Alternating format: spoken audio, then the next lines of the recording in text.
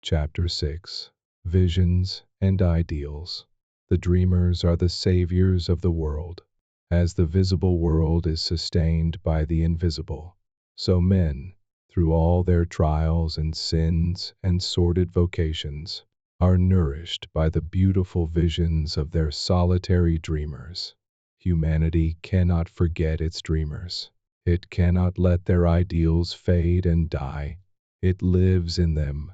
It knows them as the realities which it shall one day see and know. Composer, sculptor, painter, poet, prophet, sage. These are the makers of the afterworld, the architects of heaven. The world is beautiful because they have lived. Without them, laboring humanity would perish.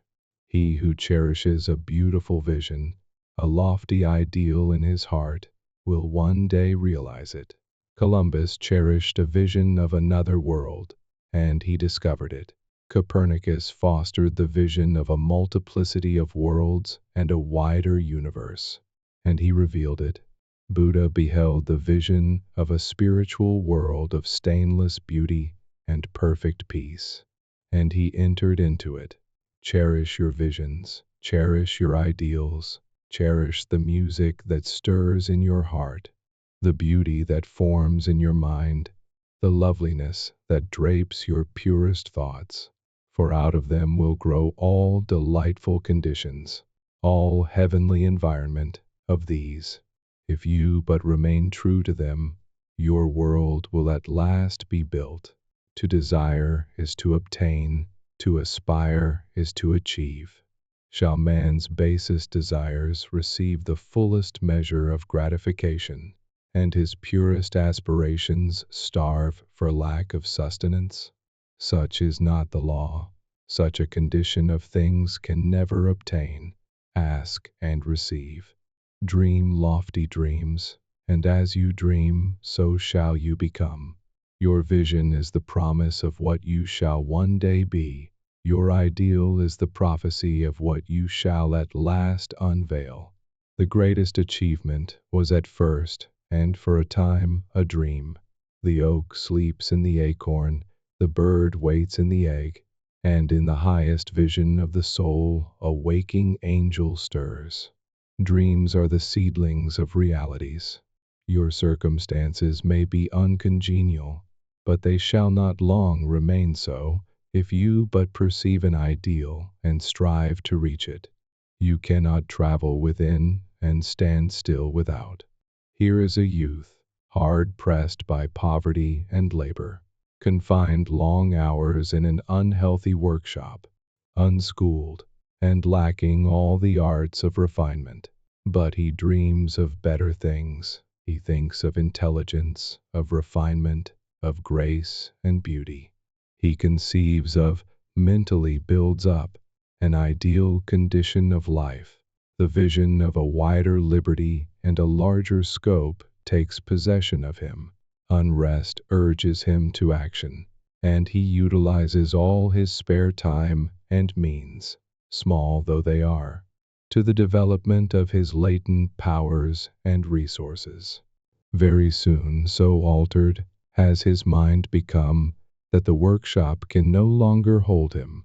It has become so out of harmony with his mentality that it falls out of his life as a garment is cast aside. And with the growth of opportunities which fit the scope of his expanding powers, he passes out of it forever.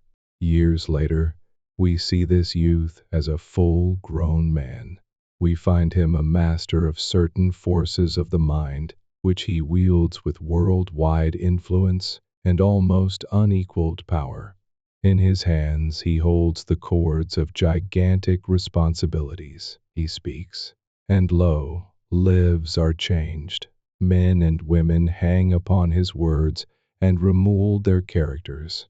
And sun-like, he becomes the fixed and luminous center round which innumerable destinies revolve.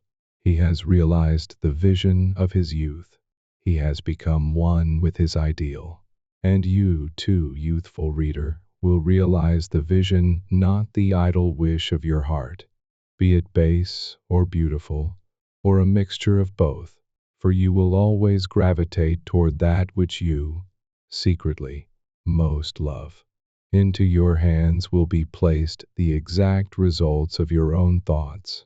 You will receive that which you earn, no more, no less.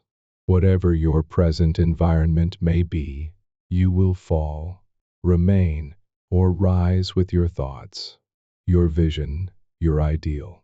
You will become as small as your controlling desire, as great as your dominant aspiration. In the beautiful words of Stanton Kirkham Davis, you may be keeping accounts, and presently you shall walk out of the door that for so long has seemed to you the barrier of your ideals, and shall find yourself before an audience, the pen still behind your ear, the ink stains on your fingers, and then and there shall pour out the torrent of your inspiration. You may be driving sheep, and you shall wander to the city bucolic and open-mouthed, shall wander under the intrepid guidance of the Spirit into the studio of the Master. And after a time he shall say, I have nothing more to teach you. And now you have become the Master, who did so recently dream of great things while driving sheep. You shall lay down the saw and the plane to take upon yourself the regeneration of the world, the thoughtless, the ignorant, and the indolent, seeing only the apparent effects of things and not the things themselves. Talk of luck, of fortune, and chance. Seeing a man grow rich, they say, how lucky he is. Observing another become intellectual, they exclaim, how highly favored he is. And noting the saintly character and wide influence of another, they remark, how chance aids him at every turn. They do not see the trials and failures and struggles which these men have voluntarily encountered in order to gain their experience, have no knowledge of the sacrifices they have made, of the undaunted efforts they have put forth, of the faith they have exercised, that they might overcome the apparently insurmountable and realize the vision of their heart. They do not know the darkness and the heartaches. They only see the light and joy, and call it luck. Do not see the long and arduous journey, but only behold the pleasant goal, and call it good fortune. Do not understand the process, but only perceive the result, and call it chance. In all human affairs there are efforts and there are results, and the strength of the effort is the measure of the result. Chance is not. Gifts, powers, material, intellectual, and spiritual possessions are the fruits of effort. They are thoughts completed, objects accomplished, visions realized. The vision that you glorify in your mind, the ideal that you enthrone in your heart, this you will build your life by. This you will become.